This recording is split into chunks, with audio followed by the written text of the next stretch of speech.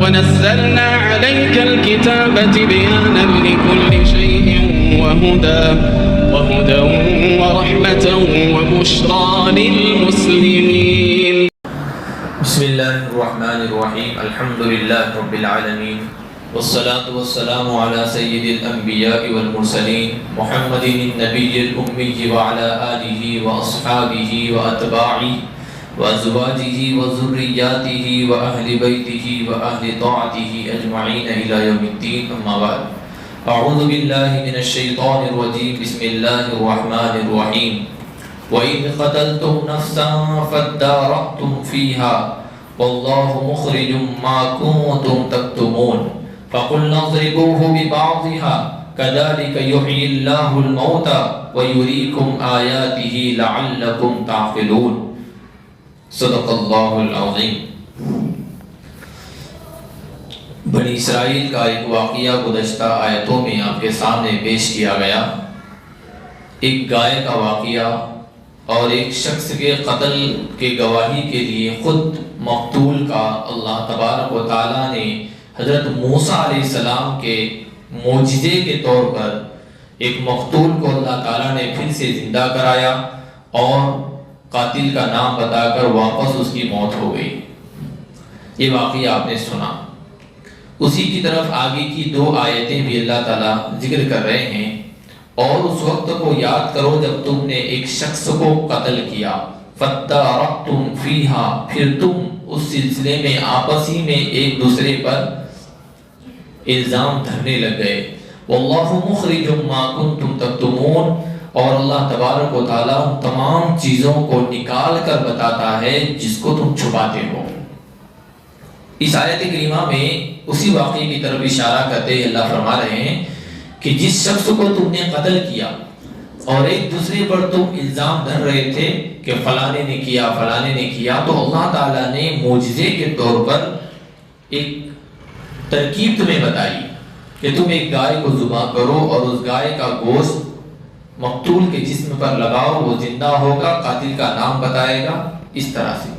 لیکن یہ جو کام ہوا شریعت محمدیہ میں، کیا بس کسی قاتل کا خود کا بولنے سے اس طرح سے اگر خواری کا عادات یعنی معجزے کے طور پر اگر کوئی ایسا کھڑا ہو جائے تو کیا شریعت میں مقتول کی گواہی سے قاتل کو سزا دی جائے گی یا نہیں؟ ایک سوال ہے بھائی. سوال یہ ہے کہ یہاں پر ایک مقتول اٹھ کر اٹھا اور اس نے کہا کہ مجھے فلانے نے قتل کیا ہے اور مر گیا.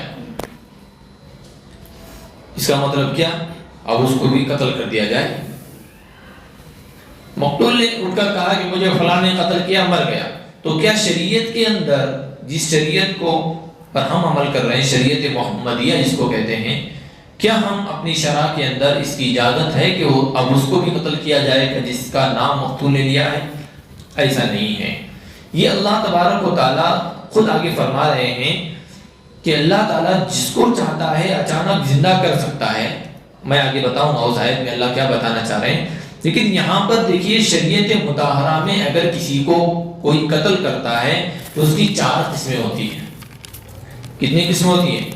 4 قسمیں ہوتی ہیں کہ قتل کرنا کون سے کیٹیگری کا قتل شمار ہوگا کون سے کیٹیگری کا قتل ہے، اس حساب سے اس کو سزا دی جائے گی شریعت کے اندر.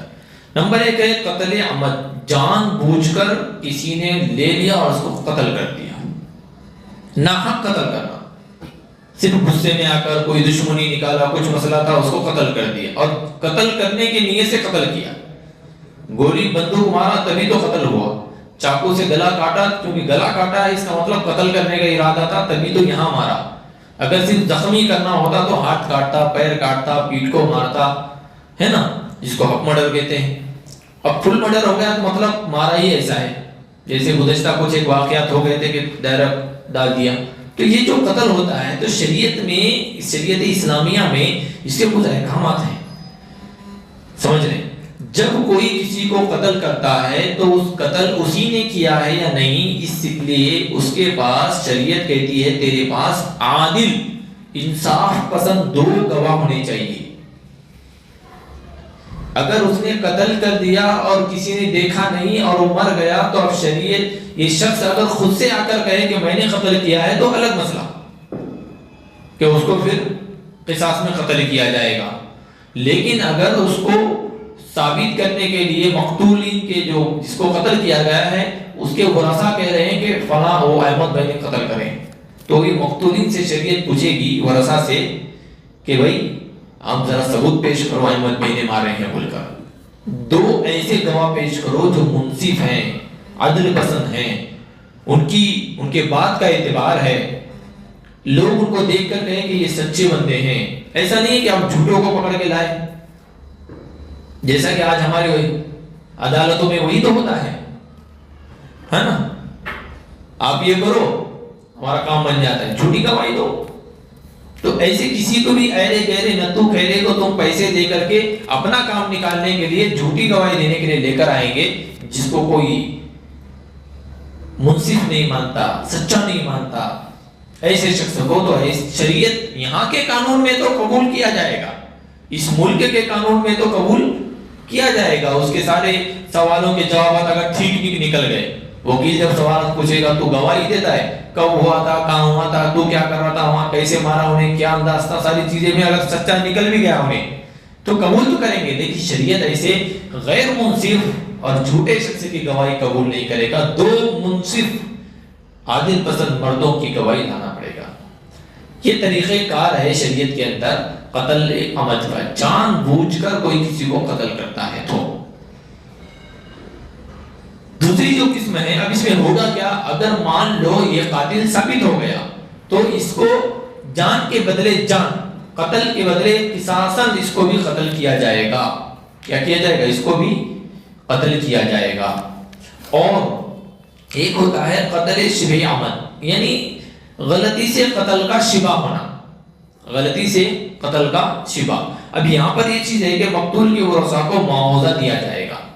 سمجھ رہے ہیں کہ شبہ ہے کس نے, تو اس سلسلے میں وہاں پر غلطی سے اگر کسی نے کام کر رہا تھا, اچانک کرتے کرتے ایک لکڑی سے ہٹ گئی, وہ لکڑی جا کر کے فلاں آدمی کی سر پہ گر گئی, اس کو معلوم بھی نہیں یہ لکڑی کا تعلق اس سے تھا, اس سے تھا.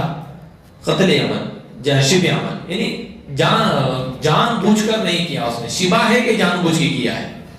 وہ لکڑی تو نے ہٹایا مطلب تیرے کو معلوم تھا, ایک دماغ میں کیا ہے, شک ہے, شک شبہ ہے کہ تجھے معلوم تھا وہ لکڑی اس میں گرنے والی, اس لیے تو یہاں سے لکڑی نکالا, جبکہ اس کے دل کو ہم نہیں جانتے. تو یہ شک کی بنیاد پر اس ورثاء کو ان کے بولنے کے مطابق ایک رقم شریعت جو طے کرے گی اس کو دینا پڑے گا. اس کو دیت بھی کہتے ہیں. کیا کہتے ہیں؟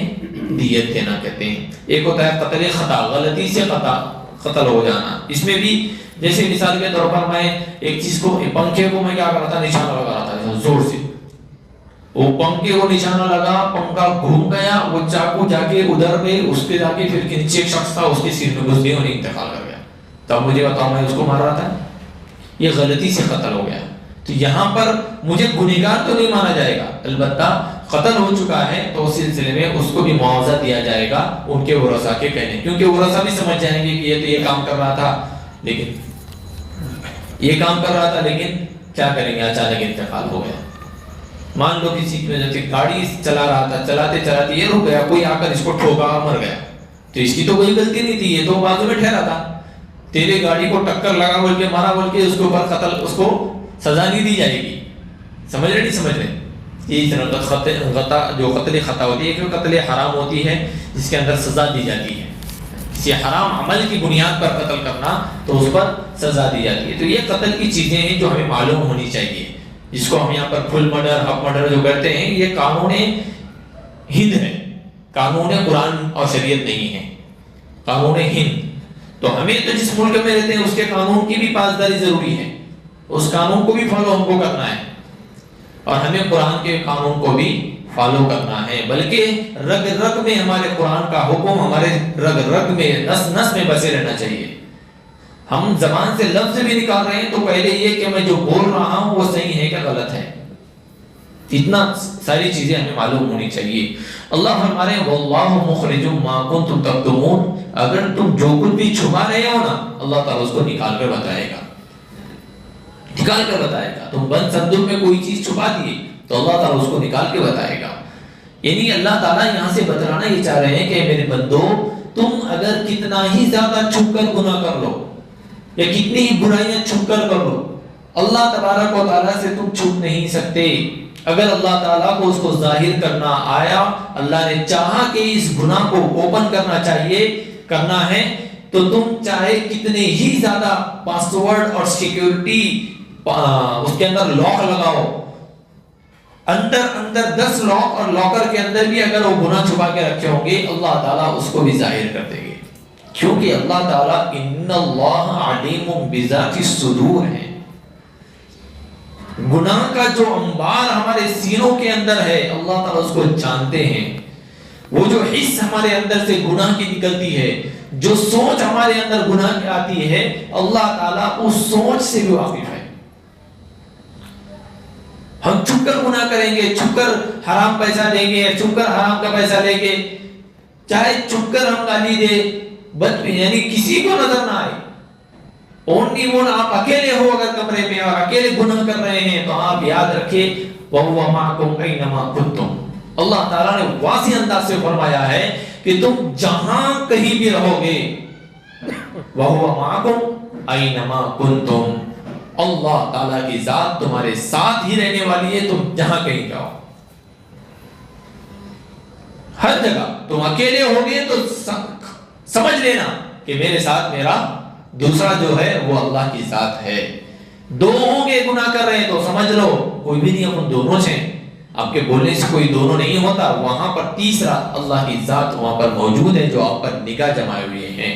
ہم اس پر بات کریں گے آگے بھی کہ اللہ تعالیٰ کس طرح سے اپنے خفیہ پولیس کے ذریعے سے، میں ہمیشہ اس پہ بات کر چکا ہوں بارہا کہ اللہ تعالیٰ ہم پر نگاہ رکھے ہوئے ہیں، نگاہ رکھے ہوئے ہیں. سی آئی ڈی بغیر جو یونیفارم میں آ کر کے ہم پر نگاہ رکھے ہوئے ہیں اللہ تعالیٰ کی. اللہ تعالیٰ کو ان کی بھی ضرورت نہیں ہے، لیکن قیامت کے دن بندہ اپنے باتوں کو جب جھٹلائے گا، نہیں میں یہ نہیں کیا، نہیں میں نے گالی نہیں دی، نہیں میں نے اس کو کہاں ٹوپی پہنایا، میں نے اس کو کہاں پیسے دیا، میں نے اس کو کہاں حرام کا دیا، حرام کا دیا. نہیں، اللہ تعالیٰ کے یہاں سارے ثبوت اور گواہوں کے ساتھ وہاں پر حاضر رہے گا. تو اللہ تعالیٰ جس سے چاہتے ہیں بس اسی سے اللہ تعالیٰ اس کو درگزر کر دیں گے. اللہ فرما رہے ہیں واللہ مخرج ما کنتم تکتمون. اللہ تعالیٰ اس کو نکالتے ہیں جن کو تم چھپاتے ہو. اللہ تعالیٰ نکالتے ہیں، ظاہر کرتے ہیں. آگے فرمایا فَقُلْنَا اضْرِبُوهُ بِبَعْضِهَا. لہذا تم اس گوشت کے لوگڑے کو، گوشت کے ٹکڑے کو، اس کے بعض حصے کو اس مقتول کے جسم سے لگاؤ. كَذَلِكَ يُحْيِي اللَّهُ الْمَوْتَى. اسی طرح سے اللہ تبارک و تعالی مردوں کو زندہ کرتے ہیں. وَيُرِيكُمْ آيَاتِهِ. اور اپنے قدرت کے کارنامے دکھاتے ہیں تاکہ تم سمجھ بوجھ رکھو، تاکہ تمہارے سمجھ میں آ جائے کہ آج ایسا نہیں ہے. عقل کہتی ہے، آنکھیں دیکھتی ہیں، ایک آدمی مر گیا، مرنے کے بعد قبر میں ڈالا گیا، 20 سال کے بعد اس کی ہڈیاں نظر آ رہی ہیں، تو یہ کہاں گیا آدمی؟ یہ عقل کہہ رہی ہے کہ کوئی بعد الموت نہیں ہے. عقل کہہ رہی ہے کہیں آپ کو اب دوبارہ زندہ نہیں ہونا ہے. آنکھیں دیکھ رہی ہیں کہ اب یہی زندگی ہے. بعد کا کس نے دیکھا ہے؟ قبر میں کس نے دیکھا ہے؟ عقل کہہ رہی ہے، قرآن کہہ رہا ہے. اللہ نے یہاں پر اس آیت کو ذکر کرنے کے ساتھ یہی کہہ رہے ہیں كَذَلِكَ يُحْيِي اللَّهُ الْمَوْتَى. ہم اسی طرح مردوں کو زندہ کرتے ہیں اور قیامت کے دن بھی ہم اسی طرح سے مردوں کو زندہ کریں گے، اسی طرح زندہ کریں گے. پہلا سور پھونکے گا، سب ختم. دوسرے سور پہ سب اپنے اپنے قبروں سے نکل آئیں گے، ایک ایک قبر سے ہزاروں مردے اٹھ کر آئیں گے. اللہ تعالیٰ جس طرح سے اللہ نے پہلی دفعہ اللہ نے پیدا کیا ہے، اللہ تعالیٰ دوسری دفعہ پیدا کرنے پر بھی اللہ تبارک و تعالیٰ طاقت اور قدرت رکھتے ہیں. اور اس طرح کے کارنامے اور خوارق عادات چیزیں اللہ تبارک و تعالیٰ اسی طرح سے ہمیں بتاتے ہیں تاکہ ہم سمجھ بوجھ رکھیں، ہمیں یقین ہمارا تازہ ہو جائے، ایمان تازہ ہو جائے. صحابہ کرام رضی اللہ عنہم اجمعین کی یہی صفت تو تھی کہ وہ ایک حدیث پڑھتے تو ان کا ایمان بڑھتا، پھر دوسری پڑھتے اس پر عمل کرتے تو اور ایمان بڑھتا. اسی طرح سے ان کا ایمان میں ان کے اضافہ ہوتا رہتا تھا. صحابہ کرام کے. اور یہی ایمان کو بڑھانا اسی کو کہا جاتا ہے. یہی ایمان کی محنت ہے کہ ہر عمل پہ ہماری نگاہ ہونی چاہیے. ایمان کیسے بڑھے گا؟ ایمان بڑھے گا کیسے؟ ایمان بڑھے گا اللہ تبارک و تعالیٰ کے ایک ایک قدرت کے ایک ایک کارنامے پر اور ایک ایک شے پر غور و خوض کرنے سے ایمان بڑھے گا. اسی کو فرمایا لعلکم تعقلون ثم قست قلوبکم من بعد ذلک. لیکن یہ بنی اسرائیل اس کے بعد جب وہ بندہ وہ مقتول اس نے گواہی دی اور مر گیا تو بنی اسرائیل کے اتنا واقعہ دیکھنے کے بعد بھی اللہ کی جانب سے موسیٰ علیہ السلام کے ہاتھوں یہ معجزہ دکھانے کے بعد بھی اللہ تعالیٰ فرما رہے ہیں ثم قست قلوبکم من بعد ذلک. اس کے بعد بھی تمہارے دل سخت ہو گئے. بنی اسرائیل کے دل کیا ہو گئے؟ سخت ہو گئے. اب بنی اسرائیل کے دل سخت کیسے ہو گئے؟ عام طور پر ہم یہ سمجھتے ہیں کہ ہمیں نماز کی توفیق نہیں مل رہی ہے, ہمیں قرآن کی توفیق نہیں مل رہی ہے نا, یہی تو سوچتے ہیں. لیکن کیوں نہیں مل رہی ہے؟ اس کے پیچھے ریزن کیا ہے؟ اللہ تعالیٰ نے کہا ہے کہ جو ایمان لائے گا اس کے لیے کیا کرنا ہے؟ مجھے بتائیے نا. کلمہ پڑھنا ہے. کہاں سے پڑھنا ہے؟ زبان سے. اور ارے بولیے نا, دل سے. آپ کی ایمان کی بنیاد ہی دل سے شروع ہو رہی ہے. سمجھ رہے ہیں؟ بیج ایمان کا سب سے پہلے دل میں بو کر کے اس کو زبان سے نکالا جا رہا ہے. دل میں. اور جب یہ دل نرم ہوگا, رحم دل ہوگا, صاف ستھرا اور شفاف ہوگا, ایمانی ہواؤں سے اور نورانی سے لبریز ہوگا, تب یہ اپنا عمل اپنا کردار اچھا دکھائے گا. اور جب یہاں پر سختی آئے گی, یہاں پر گھمنڈ آئے گا, تکبر آئے گا, حسد جلن آئے گا, برائیاں آئے گی, جب یہ دل روحانی اعتبار سے بیمار پڑ جائے گا, پھر ہماری وہ تمام تر روحانیت کو اور نورانیت کو کیا ہو جائے گا؟ ختم ہو جائیں گے. تو دل سخت ہوتا ہے, ہمیں پتہ ہی نہیں چلتا کہ ہمارا دل سخت ہو گیا. حضرت شیخ نے فضائل اعمال میں وہ روایت ذکر کی ہے. بندہ ایک چھوٹا سا عمل کرتا ہے, گناہ, تو اگر وہ توبہ نہیں کرے گا تو اس گناہ کا ایک کالا نقطہ دل پر پڑتا ہے. کہاں پڑتا ہے بولے؟ ارے بولو بھائی. ہاں میں بتا رہا ہوں, سارا کنیکشن دل سے ہے. ہر چیز کا ایک گناہ کرتا ہے, اس کا اثر وہ نقطہ گرتا ہے دل پر, نقش کرتا ہے. دوسرا کرتا ہے, نقش کرتا ہے. اسی طرح سے اگر وہ توبہ نہ کرتے ہوئے دل کالا زنگ لگ جاتا ہے اس کو. اور ایسے زنگ لگے ہوئے دل کے پر کوئی قرآنی آیت, کوئی حدیث, کوئی بیان, کوئی خطاب, کوئی تفسیر, کوئی صفت عمل اثر نہیں کرے گی. پھر کوئی بھی آ کر بتائے. یہی وجہ ہے کہ ہمارے جمعہ کے خطابوں سے ہر جمعہ کو ایک خطیب آ کر کے ہمارے سامنے نماز, روزہ, زکوٰۃ, حج, یہ مسئلہ ایک ایک چیز ہمارے سامنے بیان کی گئی ہے. لیکن ادھر گھساش نہیں. اصل میں کیا ہو گیا؟ گناہوں کا دروازہ لگ چکا ہے وہاں. وہ دل پر گناہوں کا تالا لگ چکا ہے, زنگ لگ چکا ہے. وہ زنگ نکلے گا کیسے؟ دل کو صاف کرنا پڑے گا. ہم کو اگر گلاس میں پانی پینا ہے تو ہم کیا کرتے ہیں مجھے بتاؤ؟ بولیے بھائی کوئی تمہیں. اب مجھے وہاں گلاس رکھا ہوا ہے, مجھے پانی پینا ہے, تو میں کیا کروں گا؟ جا کر گلاس لوں گا اور پانی پیوں گا. کیا کروں گا؟ پہلے دھو لوں گا اس کو میں, کیونکہ مجھے صاف ستھرا پانی پینا ہے. یہ دل اگر گندا ہے تو گندے دل میں قرآن کیسے اترے گا؟ گندے دل میں حدیث کیسے اترے گی؟ گندے دل میں خطاب کیسے اترے گا؟ گندے دل میں تفسیر کیسا اترے گی؟ کیسا اللہ کی محبت ہمارے گندے دلوں میں اترے گی؟ کیسا اللہ کے رسول کی, قرآن کی, حدیث کی, رسولوں کی, علماء کی, بزرگان دین کی, اہل اللہ کے, ان کی محبت دلوں میں کیوں اترے گی؟ کیونکہ گلاس تو گندا ہے, ناپاک ہے. ایک فطرت ہے انسان کی کہ میں ایک سادہ سا انسان ہوں تو میں گندے گلاس میں پانی پینا پسند نہیں کرتا. تو بتاؤ یہ قرآن اتنی مقدس کتاب گندے دل میں کیسے آئے گی؟ کیسا اثر انداز ہوگی، پھر اس کی روحانیت کیسے آئے گی؟ تو سب سے اہم اور منبع اور چشمہ اگر کوئی ہے وہ ہے دل۔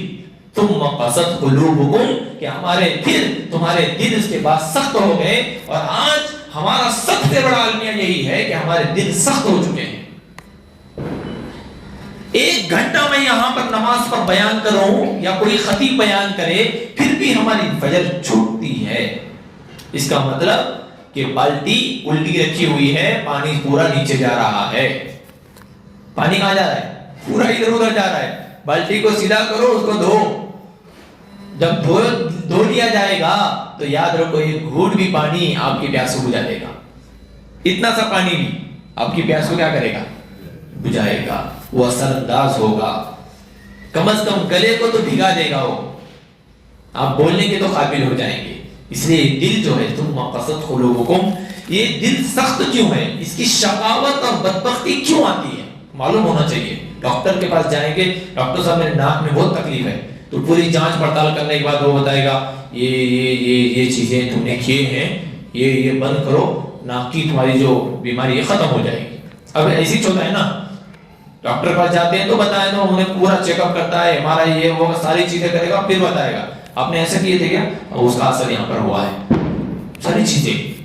تو ضروری ہوتا ہے کہ یہ بیماری دل سخت کیوں ہوتا ہے، یہ دل شقاوت، اس کے اندر بدبختی کیوں آتی ہے، یہ دل برا کیوں ہوتا ہے، اس کو سمجھنے کے لیے ہمیں اہل اللہ کو سمجھنا پڑے گا، تصوف کو سمجھنا پڑے گا۔ جو اہل اللہ کون ہے معلوم ہے؟ اہل اللہ ہیں، یوں کہو اگر میں آپ کو موٹے انداز میں سمجھاؤں تو یہ دلوں کے ڈاکٹر ہیں۔ کیا ہے یہ؟ دلوں کے ڈاکٹر، قلب کے ڈاکٹر ہیں یہ۔ اس کی روحانی جو دل کے اندر جو بیماریاں ہوتی ہیں نا، اچھے بڑے سے بڑے پہلوانوں کو چپل کے بعد بڑھاتے ہو، کہاں بڑھاتے؟ کہاں پر بڑھاتے؟ حضرت تھانوی رحمۃ اللہ علیہ کے پاس بڑے بڑے بزرگ اور بڑے بڑے عہدے والے جاتے حضرت کو ملنے کے لیے اور حضرت کے پاس سیکھنے کے لیے، ہمارا دل صاف کرنا۔ تو حضرت کیا بولتے؟ یہاں پر انہیں اس کے نیچے 40 نوکر رہتے تھے، لیکن جب حضرت کے پاس جاتے ہیں تو اس کے ہاتھ میں جھاڑو تھما دی جاتی ہے، وہ جھاڑو لے لو اور وہاں کا صاف صفائی کرو۔ ہاں، اتنا بڑا آدمی، 40 نوکر اس کے گھر میں کام کرتے ہیں اور یہ اپنا دل بنانے آیا ہے، تو حضرت کیا کر رہے ہیں؟ اہل اللہ کیا کرتے ہیں؟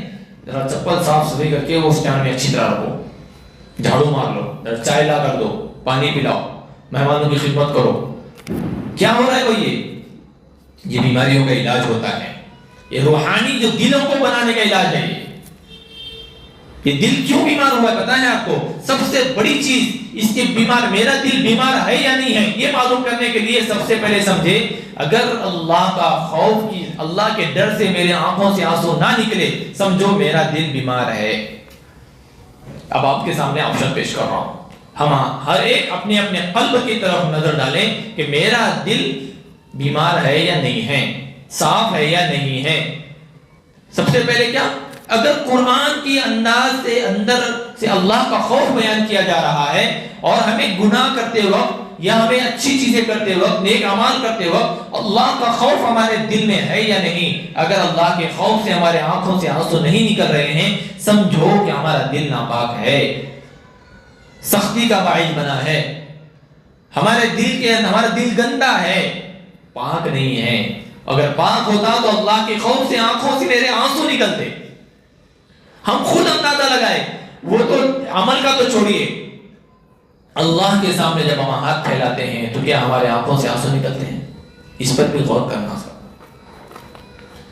اللہ کے سامنے بھیک مانگ رہے ہیں، اے اللہ میرا یہ کر دے، لیکن کوئی آنکھوں میں آنسو نہیں ہے، کوئی پچھتاوا نہیں ہے، تو سمجھو کہ ہمارا دل کیا ہے؟ بیمار ہے۔ دل کا سخت ہو جانا بھی یہ شقاوت کی علامات ہے۔ سخت کا مطلب کیا ہوتا ہے معلوم ہے؟ سخت کا مطلب ہوتا ہے بے رحم ہونا، ہمدردی ختم ہو جانا، ہمدردی ختم ہو جانا، کسی پر بھی فوراً آبجیکشن، ریٹرن، وہ تھوڑا سا کر رہا ہے اس کا ڈبل ریٹرن پیش کرنا، گالی کرو جو غصہ ہو، یہ وہ مخلوق خداوندی کی ہمدردی، رحم دل میں نہیں ہے، کسی پر بھی ظلم ہو رہا ہے، کسی کو بھی اور ہم پر کوئی اثر نہیں ہو رہا ہے۔ پہلے ایک دور تھا کہ بیچارہ دیکھو نا ایسا سویا ہوا ہے، کم سے کم لوگ بولا کرتے تھے، لیکن آج تو وہ سویا بھی ہے اور مر کے بھی بھی پڑا ہے تو ہم ہماری گاڑی پہ فرار، ہم کو کسی سے کوئی لینا دینا ہے۔ یہ دل کے اندر جو بے رحم دل جو ہو گیا نا، یہ بھی دل کی بیماری ہے، یہ بھی دل کی بیماری ہے۔ یتیموں بیواؤں کے لیے یہ دل دھڑکنا چاہیے، کمزوروں کے یہ دل دھڑکنا چاہیے، لوگوں کی فکر دلوں میں آنی چاہیے کہ میں میرے محلے کے یتیموں کے بارے میں کچھ نہ کچھ ضرور کروں گا۔ بیچارے کیسے یتیم ہیں؟ پیارے آقا صلی اللہ علیہ وسلم نے فرمایا اگر کوئی بندہ یتیم کے سر پر ہاتھ پھیرے تو اس کے ہاتھ کے نیچے جتنے بال آتے ہیں اتنا سب ثواب اس کو ملے گا۔ خالی ہاتھ پھیرنے پر حضرت کوئی یتیم آیا اور میں اس کے سر پر ہاتھ پھیر دیا، اس کے میرے ہاتھ کے نیچے جتنے بال اس کے سر کے آئے اتنے نیکیاں مجھے ملے گی۔ کیا کیا میں نے؟ صرف ہاتھ پھیرا ہے۔ بتاؤ اس یتیم کی اگر ہم صحیح معنی میں رہبری کریں گے، اس کی کفالت کریں گے، اس کی دیکھ بھال کے لیے تھوڑا سا معاوضہ بولو کہ تھوڑا سا وقت نکال کر کے کم از کم اس کی تیاری ہم کرائیں گے تو عزیز دوستو کتنا کچھ اجر ملے گا، کتنا کچھ اجر ملے گا۔ ایک شخص کے پاس اولاد نہیں تھی، وہ مہینے میں سے 3 دن 27 دن خود کھاتا تھا اور 3 دن مدرسے میں ایک بچے کی کفالت کرتا تھا۔ کیا کرتا تھا؟ جس دن یہ بچہ مر گیا، یہ شخص مر گیا، اس دن وہ بچہ حافظ قرآن بن چکا تھا۔ جس دن یہ شخص انتقال ہو گیا اس دن وہ بچہ حافظ قرآن، کیونکہ وہ بچے کی کفالت کر رہا تھا۔ کیا ہے؟ ہمارے دل کے اندر وہ رحم آنا چاہیے یتیموں کے بارے میں، بیواؤں کے بارے میں۔ ہمارے بیوہ خواتین کا کیا حال ہے؟ کیوں نہیں ہم ان کے بارے میں فکر مند ہیں؟ کیوں ہمارے دسترخوان پہ مرغ مسلم ہے، ہماری پارٹیاں ایک نمبر ہیں، ہمارے کپڑے ایک نمبر، ساری چیزیں، لیکن کبھی کھاتے ہوئے یہ تصور اگر ہمارے دل میں نہیں آتا کہ میرے پڑوسی نے کچھ کھایا نہیں کھایا، یا میرے محلے میں فلاں یتیم ہے، فلاں بیوہ ہے، اس کے گھر میں آج کھانا بنا یا نہیں بنا، وہ لوگ کھائے یا نہیں کھائے، یہ تصور کا دل میں آنا نہ آنا یہ دل کی شقاوت اور بدبختی کی علامت ہے۔ تیسری چیز یہ ہے امیدوں کا بڑھ جانا۔ دل کی بیماریاں بتا رہا ہوں میں، ہمارے دل سخت اگر ہیں تو کیا علامتیں ہیں؟ آج ہماری امیدیں ہیں، آرزو ہیں، میں فلاں بلڈنگ، میں اتنے گھر لیا، میں اتنا کام کروں گا، ابھی تو میرے کو یہ لینا ہے، یہاں پر میں ایسی بلڈنگ بناؤں گا، میرا یہ پلان ہے، میری یہ تمنا ہے، ابھی کل گاڑی لانے جا رہا ہوں میں 4 ویلر 70 لاکھ کی، اور میں ایسا کر رہا ہوں ویسا کر رہا ہوں۔ رات دن وہی امیدوں کا بڑھنا، اتنی امیدیں بڑھائیں۔ آپ نے دیکھے ہوں گے فضائل اعمال میں حضرت شیخ نے باقاعدہ نقشہ لکھے، ابھی دیکھے نہیں فضائل اعمال میں، 4 مہینے لگا بولے تو ضرور دیکھے ہوں گے۔ فضائل اعمال میں ایک نقشہ حدیث کی روح سے حضرت شیخ نے ذکر کیے ہیں کہ انسان کی موت تو اتنی ہی ہے لیکن اس کی امیدیں باہر نکل رہی ہیں۔ کیا ہے؟ اس کی زندگی 30 سال کی ہے اور امیدیں 300 سال کی ہیں۔ امیدیں کیا ہیں؟ میں ایسا کروں گا، میں ایسا کروں گا، میں ایسا کروں گا، میں ایسا کروں گا۔ کس کے لیے؟ سب کچھ چھوڑ جانے کے لیے، سب کچھ چھوڑ جانے کے لیے ہماری امیدیں یہ ہیں۔ امیدوں کا بڑھ جانا، آرزوؤں کا، تمناؤں کا بڑھ جانا۔ میری تمنا ہے کہ میں یہ کروں، میری آرزو ہے کہ مجھے یہ ہو جائے، میری تمنا ہے کہ میں یہ بنوں، وہ بنوں، یہ بنوں، وہ بنوں، یہ دنیا بس ہے۔ اور چوتھی چیز جو ہے تما و لالچ کا بڑھ جانا، لالچ کا بڑھ جانا، یہ ہمارے دلوں کی بیماریاں ہیں۔ سمجھو اگر یہ چیزیں ہمارے اندر ہیں تو میرا دل بیمار ہے، اس کو علاج کی ضرورت ہے، اس کو کسی اہل اللہ کے سامنے پھینکنے کی ضرورت ہے تاکہ وہ اپنے جوتیوں سے اس کو صاف کر کے واپس پیش کرے۔ یہ جو خانقاہیں ہوتی ہے، کیوں ہیں یہ خانقاہیں؟ سوال بہت عجیب سے لوگوں کو ہوتا ہے، خانقاہوں میں ہوتا کیا ہے؟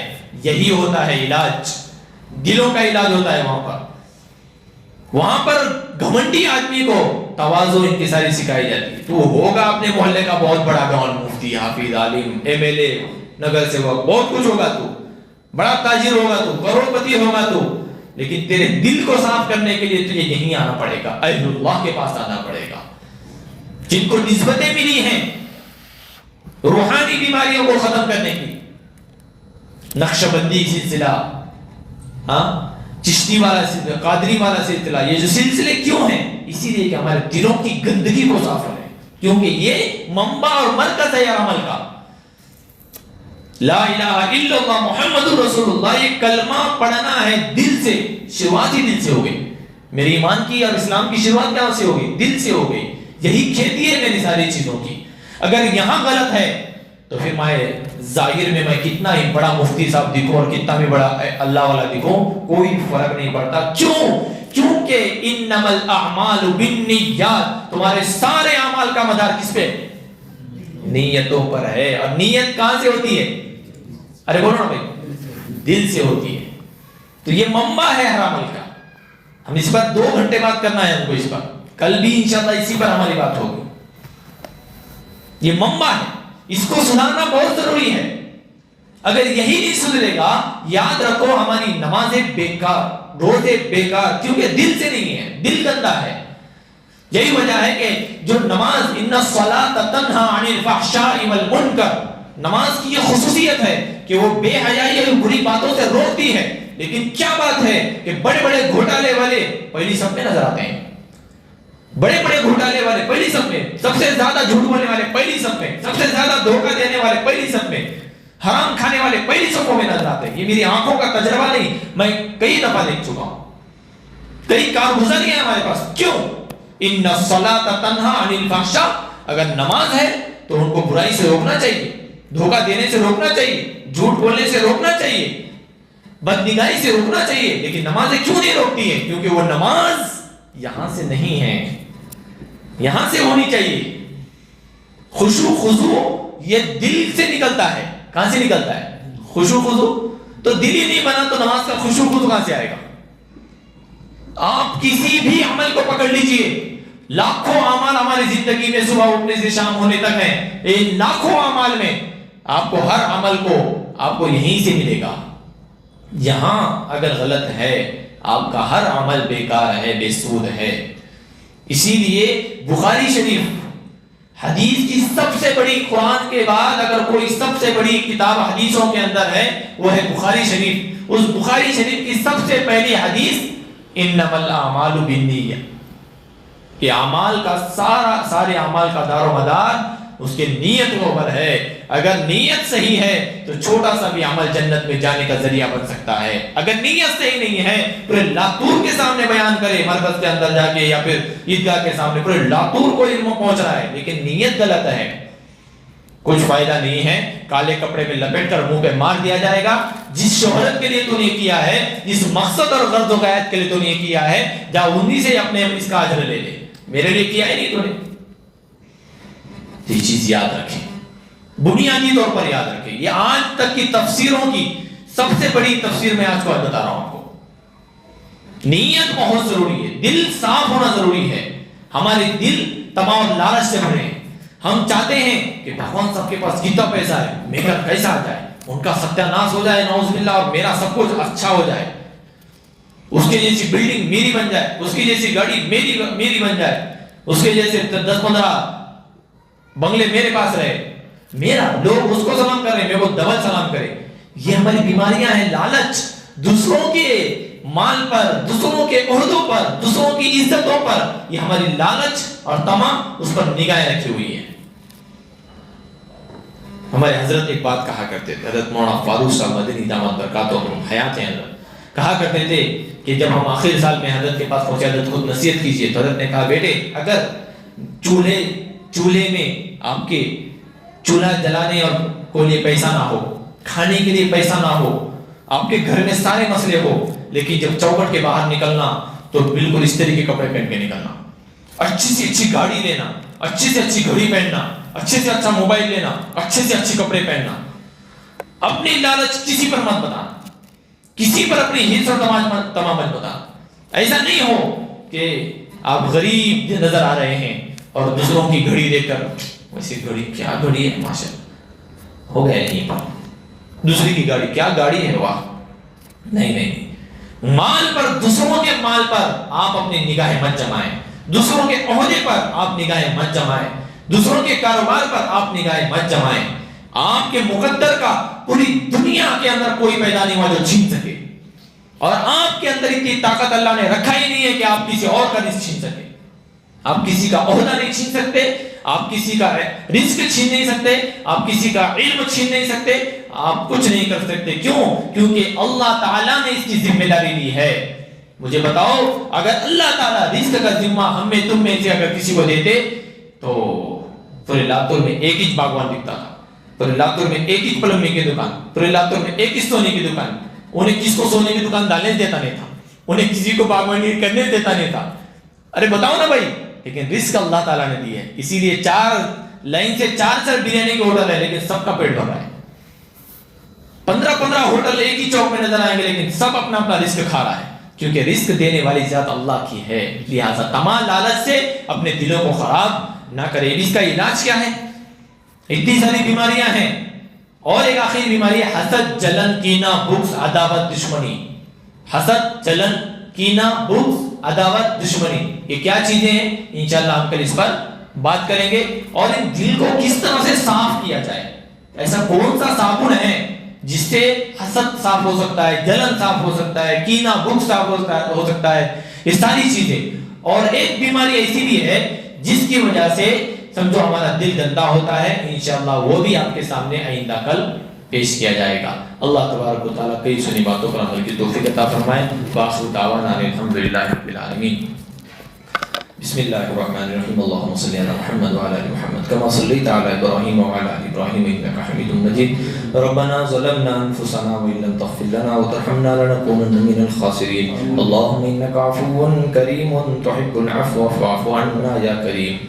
اللهم إنا نسألك الهدى والتقى والعفاف والغنى. اللهم اغفر لحينا وميتنا وشاهدنا وغائبنا وصغيرنا وكبيرنا وذكرنا وأنثانا. اللهم من أحييته منا فأحيه على الإسلام ومن توفيته منا فتوفه على الإيمان. وصلى الله تعالى على خير خلقه محمد وعلى آله وأصحابه أجمعين. آمين برحمتك يا أرحم الراحمين.